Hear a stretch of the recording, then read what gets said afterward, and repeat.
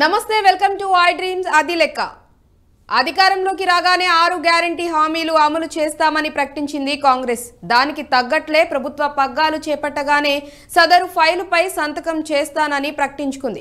ఆ హామీల అమలు దిశగా కసరత్తు కూడా మొదలుపెట్టింది. అయితే ఎన్నికల ప్రచారంలో ఓటర్లను ఎక్కువగా ఆకట్టుకున్న వంట గ్యాస్ సిలిండర్ల హామీ ఆచరణలో అందరికీ అందుబాటులో లేకుండా పోయి పరిస్థితి కనిపిస్తోంది. తెల్ల రేషన్ కార్డులకు దాన్ని ముడిపెడుతుండడంతో కొందరికే రాయితీ సిలిండర్ దక్కే పరిస్థితి తలెత్తుతుండడం విమర్శల పాలవుతోంది.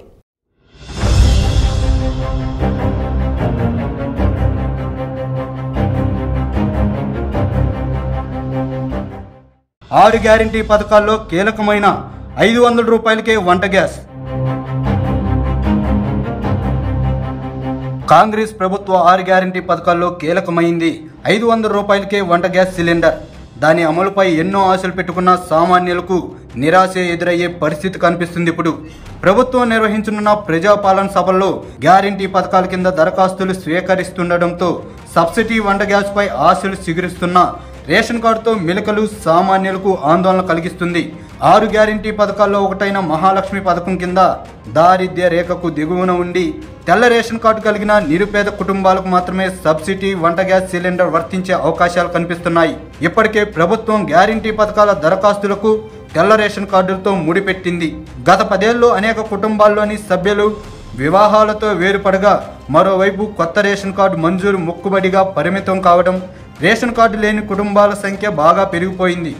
అదే ఇప్పుడు సబ్సిడీ వంట గ్యాస్కు సమస్యగా తయారు కానుంది. హైదరాబాద్, రంగారెడ్డి, మేడ్చల్ జిల్లాలోని సుమారు 30 లక్షల పైనే వంట గ్యాస్ కనెక్షన్లు ఉన్నట్టు చమురు సంస్థల అధికార గణాంకాలు స్పష్టం చేస్తున్నాయి. ఉపాధి, ఇతరేతర అవసరాల కోసం వలస వచ్చిన కుటుంబాలతో మరో 10 లక్షల అనాధికార కనెక్షన్లు ఉన్నట్టు తెలుస్తుంది. అయితే మొత్తం మీద తెల్ల రేషన్ కార్డు కలిగిన కుటుంబాలు 17.2 లక్షలు మాత్రమే ఉన్నాయి. మిగిలిన కుటుంబాలకు రేషన్ కార్డులు లేవు. అందులో బీపీఎల్ అంటే దారిద్ర్య రేఖకు దిగువనున్న కుటుంబాలకు మరో 10 లక్షల వరకు ఉండొచ్చని అంచనా. మిగిలినవి ఏపీఎల్ అంటే దారిద్ర్య రేఖకు ఎగువ ఉన్న కుటుంబాల కనెక్షన్లు. ప్రభుత్వం నిబంధనల ప్రకారం రేషన్ కార్డు లేని కుటుంబాల సబ్సిడీ వంట గ్యాస్కు అర్హత పొందే అవకాశాలు కనిపించడం లేదు. దీంతో ఈ వర్గంలో ఆందోళన వ్యక్తమవుతుంది. ప్రస్తుతం చమురు సంస్థల అధికృత డీలర్ల ద్వారా సరఫరా అవుతున్న 14.5 కేజీల ఎల్పీజీ సిలిండర్ ధర బహిరంగ మార్కెట్ ప్రకారం 955 రూపాయలు ఉంది. గృహ వినియోగదారులు సిలిండర్ ధరను పూర్తిగా చెల్లించి కొనుగోలు చేయాల్సి వస్తుంది. కేంద్ర ప్రభుత్వం చమురు సంస్థల ద్వారా సిలిండర్ ధర ఎంత పలికినా రాయితీ మాత్రం 40 రూపాయల 71 పైసలకు పరిమితం చేసి నగదు బదిలీ కింద వినియోగదారుల ఖాతాలో జమ చేస్తుంది. కాంగ్రెస్ ప్రభుత్వం ప్రకటించిన గ్యారంటీ పథకాలైన మహాలక్ష్మి కింద అర్హత పొందితే కేవలం 500 రూపాయలకే సిలిండర్ వర్తించే అవకాశాలున్నాయి. మరోవైపు వంట గ్యాస్ కనెక్షన్లకు ఈకేవైసీ అనుసంధానం ఉరుకులు పరుగులు పెట్టిస్తుంది. ఈకేవైసీ అంటే నో యువర్ కస్టమర్. దీనిలో వినియోగదారుల సమాచారం ఉంటుంది. బ్యాంకులో ఖాతా ప్రారంభించే సమయం లేదా ఇతర బ్యాంకు ఉత్పత్తుల్లో పెట్టుబడి పెట్టే సమయంలో వినియోగదారులు తప్పనిసరిగా కేవైసీ చేయించుకోవాలి. దీనిని తరచూ అప్డేట్ చేసుకోవాలి. రాయితీ సిలిండర్లను దాంతో ముడిపెట్టడంతో 15 రోజులుగా వంట గ్యాస్ వినియోగదారులు ఏజెన్సీల ముందు బారులు తీరుతున్నారు.